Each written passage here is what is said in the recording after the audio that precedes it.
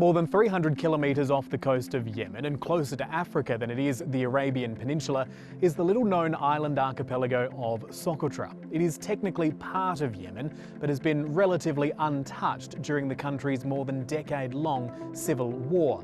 However, last week, as fighting between government and separatist forces escalated, access was cut off. Socotra is famed for its breathtaking landscapes and unique plant life, and for many years has been lauded as an isolated but highly desirable travel location for people wanting an escape well and truly off the beaten track. 2 flights a week from the UAE have been the main way in for tourists.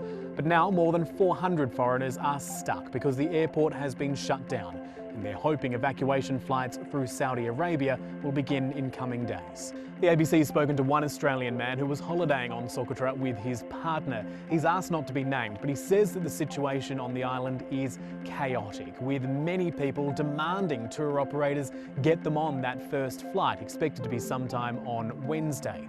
They're having to pay $700 each for a seat on the flight, and many simply aren't carrying that much cash with them.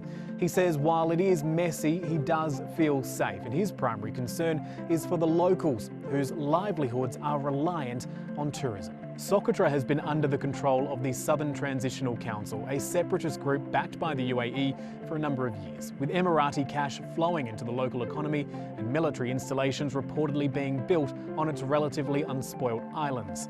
The current crisis began as Saudi Arabia launched strikes against the STC on Yemen's mainland in recent days in support of the Yemeni government forces.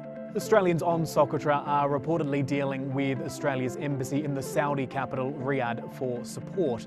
The official travel advice from the Department of Foreign Affairs and Trade for Yemen, including Socotra, is do not travel because of that civil war in Yemen and the activity of rebel militia in the waters around it.